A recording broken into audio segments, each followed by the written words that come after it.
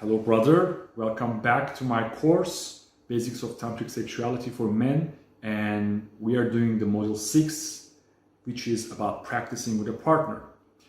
Well, in the ancient times, the Tantra would be practiced, first of all, under the guidance of a guru, where you stay in an ashram or a school and spend a lot of time, maybe 1 year, 2 years, 3 years, practicing these techniques alone, doing tons of Kundalini yoga and different tantric techniques, maybe why not Taoist techniques as well. And then when you encounter a woman, when you have a partner, everything is already ready. You're on the first time, you can control your ejaculation, you're already a master of Tantra because you prepared so well. But in our modern life, this is not very feasible. We are living, we are having jobs, we are in the modern world. And that often involves to evolve together with a partner, and therefore how she is and how is she looking at Tantra and all that are important. I'm going to talk about communication with her as well. But there are some basic aspects that we got to focus on. These are basically physiological aspects and psychological aspects. So the physiological aspects are based on like how old is she, for example. If she's very young, or if she's very sexy, or if she has a lot of strong genital pelvic power and she's using it involuntarily to make you come, these things can make it very difficult for you to control your ejaculation and last longer, because she's basically not cooperating. Maybe she doesn't know how to cooperate, and that's totally fine. We need to really take it easy. And this is all about you guys to be aware of what's going on in your sexuality and just pay attention to these details. So I just mentioned already, number one, if your partner is young, 18 years old, 19, or in her early 20s, and sexy. Number two, as I just said, strong genital or pelvic power. Number three is strong chemistry between you and your partner. So this is another factor. If there's a lot of sexual attraction between you, it will be difficult for you to control this energy and the chemistry, because the more chemistry means more energy, and more energy means more pleasure means the point of no return is more easily achieved. So that makes things a little bit challenging for you. And number four, if your partner has a lot of energy in her genitals, her sexual chakra, magnetic energy, or things like that, like a lot of energy. So she might be young, she might be sexy, she might have a lot of pelvic power, or her yoni muscles can be very, very strong, or your sexual encounter would be very demanding as well in terms of the genital matching. You know, like her genitals can be very tight, your dick can be very big, and this is a lot of stimulation, then that's also challenging for you. Of course, these factors are making what sex very pleasurable. So I'm not saying avoid these factors. Maybe you can, if you don't have a partner, when you're like having a lot of partners, you have that capacity, you know, like, okay, I'm gonna have sex with her and her and her in this couple of months time, and then after that I'm gonna decide which one I want to continue, or maybe it's more spontaneous. If you have a choice to decide, basically some Taoist masters recommend you to, as I mentioned before, to pick a partner that is not overly sexual for you, so you can learn these techniques. But if that doesn't work, what you have to do, you have to work harder, basically. That's the bottom line. If you have a super sexy partner that's making you come very quickly or easily, you have to work 2 times, 3 times harder to match with your energy, or match with the energy of your sexuality, so that you can develop your tantric mindset. So, well, one of the very, very simple hacks in this way of lasting longer in bed is to slow down, as I also mentioned this before. And if you think that the woman will love this fast and furious kind of sex, you know, like a gangbang and like, I don't know, this kind of wild and animalistic sex, well, think twice, because many women that I know are not so happy with that. They love slow sex. And even I have a female friend, and I was talking to her. Her husband was a very fit man, a very strong guy, like going to gym 3-4 times a week, and very strong muscles, big muscles. And she was actually complaining about him. She was complaining that he's too insensitive, he's too tough. She cannot feel him. And she was dissatisfied. And in the end of the day, they got divorced. This conversation was a couple of years ago. And then recently I heard that they got divorced. She actually dumped him, you know, because although he was very fit and beast-like man for this particular woman, he was not a good match. So, and I hear it very often from many different women. And one of them is a female friend of mine again, and she's a sexuality teacher, a vulnerability coach actually, with the background in BDSM. And let's listen to her about what's the best type of sex for her. She says, about lovemaking, I'd say it's important to focus on keeping it slow and meditative, not goal-oriented. Again, not goal-oriented. We guys, we are usually very goal-oriented. And of course, about being able to last longer while staying present. So some skills of tantric lovemaking, so you can keep your ejaculation under control. These things are important. But a long foreplay, being present, and long afterplay. Don't just disappear or sleep after sex. Lots of unconditional cuddles. Transfiguration is very important, about being able to see divinity in her, either through eye gazing or while embraced. So she's giving us a lot of details about how to really make this experience in a better way. And vulnerability, about exposing your true feelings at the moment, your raw humaneness, so you can connect both on human levels as well as divine ones. That's what matters the most to me in tantric lovemaking. So when you slow down, really a whole world is opening up for you. Maybe this is not in your mindset, just give it a try. Experiment with this idea when you're having sex next time, and I'm mostly certain that most of the women will enjoy this. Maybe sometimes, and some women love quick sex, and some of them don't want to go into this vulnerability aspect. I'm going to talk about different types of women, different types of partners, and how you can deal with these situations. Just a side note here, transfiguration she's talking about is something very, very important, and I'm going to talk about it in this Tantra course as well. So let's come and talk about the psychological aspects. So things don't only get tough on the technical side, but also psychologically when the pleasure levels rise. Because when the pleasure rises, we become very vulnerable. We become, the experience that touches us very deeply. And sometimes deep wounds are coming out. Maybe this can trigger some emotions, some traumas that we have with the previous partner, or even things from our childhood, things that happened between our parents and us, or these can come up in your partner as well. So, and we have no full control over these things. We cannot put them under a discipline. Okay, I'm going to discipline all my emotions. I'm not going to have such an emotional state. I'm not going to tolerate emotionality in my partner. This is not a wise idea.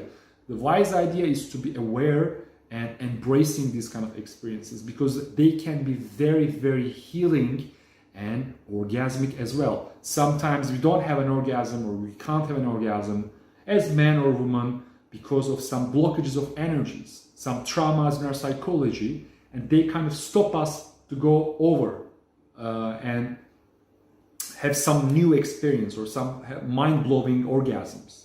So if they come up, these tears can come up, this pain can come up. It's very important to give space. So, as the author Andrea van Liesbeth puts it, Tantra is the cult of the feminine. So basically, Tantra is very easy for women most of the time. But sometimes, some of them will not be in tune with it. And this might be because of some childhood or teenage traumas or conditionings about how sex should be. They are mostly based on porn. And this can be conditionings coming from past boyfriends or even husbands, other men in their lives. Because what happens in the culture today? Most men, we think that the best sex is pornographic sex. And when we are having sex with a partner, we all the time go into this direction. Oh, this is how the best sex, good sex should be. And this also starts as a result that women started thinking, okay, this is the good sex. This is what a man wants. So they're conditioned to behave in this kind of way. Oh, like if I give a good blowjob, that's perfect. But in Tantra, we don't look at it like this, right? Porn promotes itself as offering a high quality alpha sex or the best sex possible. But with all due respect, I believe this is a shallow understanding of sex.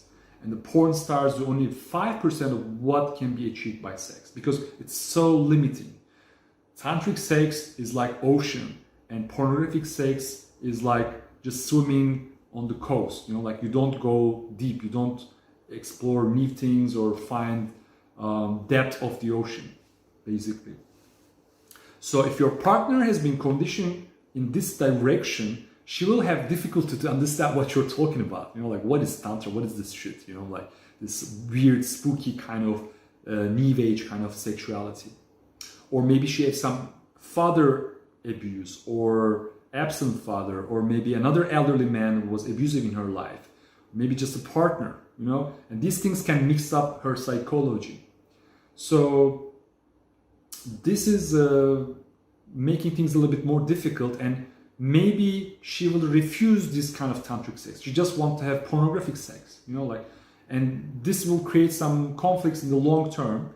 And I understand that you love her, you want to satisfy her, she's very, very attractive for you maybe, you don't want to lose her. I understand it, brother. But nevertheless, it's really worth giving it a try. It's really worth giving it a try to go deeper, and maybe you can have a conversation with her.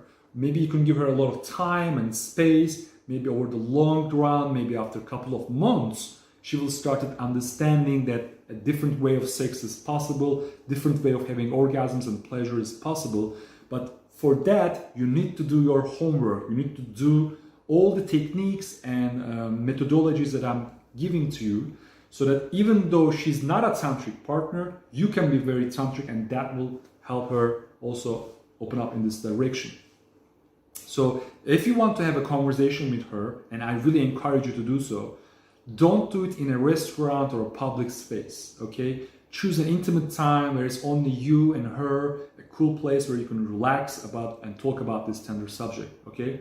And don't do it before or after sex, right after sex, or during sex. Don't even think about it, like sex is a meditation, you just go into the experience, and we become very tender, we become very vulnerable, and she can misunderstand a lot of things. Hormones can trigger a lot of emotions, so it's better to be on the safe side and stay away from bedroom when you talk about this. Because maybe 1 hour after sex, you're already dressed, you're maybe, I don't know, having a coffee or something like that, but still in an intimate space because you don't want to hear other people what you're talking about, right? So, but the good news is most women love this kind of approach. They are actually craving for a tantric man. They are craving for a multi-orgasmic lover. So when they hear that you want to try these things, most of them, most probably, will be very, very happy and supporting you. I mean, basically, I hear so many women that they're complaining that men are not going into this direction. So if you already decide to go into this direction, most probably should be very super happy. And also there's a possibility that maybe you don't even have to talk about her. Some women, a minority of them, I would say maybe 30-40% of them, are easily convertible into Tantra, because as the author puts it, Tantra is the cult of the feminine. So they're already there. They're already very easy to be triggered into this kind of multiple orgasms. So you just have one sex or 2 times, 3 times, and then you just move the energy and she understands it, and it's already boom, she's a tantric woman already. So, but a small group of women can hesitate, and they can even challenge you. They can even give you shit tests. Some of them will be even furious about it. Not just resisting, but also fighting with you, or even make fun of you. You want to control ejaculation? Come, I'm going to help you control ejaculation and make you come in 1 minute by very strong pelvic movements. Riding you on top of you and make you come very quickly intentionally. They do these kind of tests. They want to see if you're strong enough, if you have integrity, if you can survive this kind of experience. Like, they are doing it because sometimes they just want you to be strong, and or they are wounded before, they were abused again by their fathers or some man in their life, so they're a little bit messed up basically. So don't take it personal. Don't take it personal when women give you these kind of shit tests. You just need to stay strong, you know, like just keep going, keep doing what you were doing, come back to where you are as a man, you know, do your practices, find your peace, go to gym, find your male friends and center yourself. I mean, you can take a break from the relationship if you think this is a little bit too crazy. But in the end of the day, ask yourself this question: is this woman worth going into this journey? Because if you're patient enough, it can be an amazing healing journey. You can heal each other in a very great way. But sometimes, in my own experiences, I see that it's going nowhere. Like, it's like there's a risk factor, you know, like you just need to listen to your heart and give it a try, give it a go, a couple of months, maybe 1 month, and see if she's transforming, if she's healing herself, if she's opening up, if this relationship is beneficial for you guys. And you try after some time, you feel nothing is moving and you're just wasting your time, she's just draining your energy, and then you have to decide the other way. But the decision is yours. I'm just giving you the points of awareness so you can make your decisions a little bit more wisely. So evolving together with a partner is a wonderful journey. All right. So if she's on the same mindset with you, if she understands and respects your need to practice sex without ejaculation, that's great. But what she will be doing in this case is that she's going to be giving up her satisfaction temporarily. So you also do it in a way, right? You learn how to have an ejaculation without orgasm. So you have to control the whole procedure and stop or slow down before the point of no return. And somehow maybe she needs to do it as well. You can tell her, whenever you have this orgasmic feeling, send it upwards in your body. Like whatever you learn in this course, you can also tell her, because it's basically the same principle. Instead of exploding, we are learning how to send the energy upwards, how to have an orgasm in the rest of our body. And this is much or less the same for men or women. Remember the masculine and feminine orgasms. We are talking about having feminine orgasms, and perhaps she can understand this much easier than you. So when you sit down with your woman, ensure that once you have gone through this transformation, she will be the happiest woman on earth, because you can give her amazing orgasms.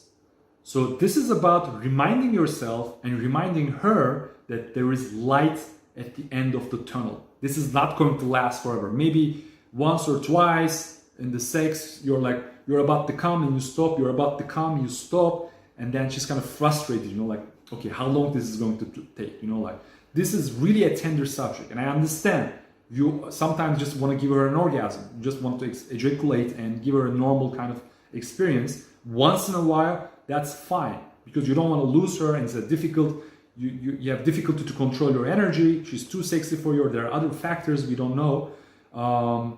But don't give up the idea, all right? Don't make it a habit to go back to old style of having sex, all right? Maybe once every 3 times, once every 4 times, you can have a normal ejaculation. But even so, try to improve it, try to make it less often. Because with a little bit of cooperation and tolerance, you can have amazing transformation together. So stay in course, because your destination is much more amazing than those temporary pleasures.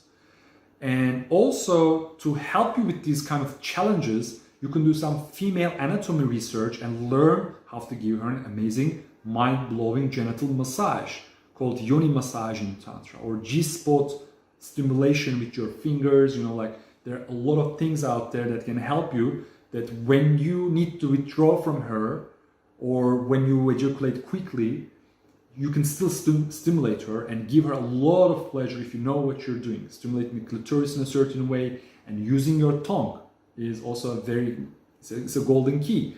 The Taoist masters will say, if your penis is a sword, your tongue is a blade.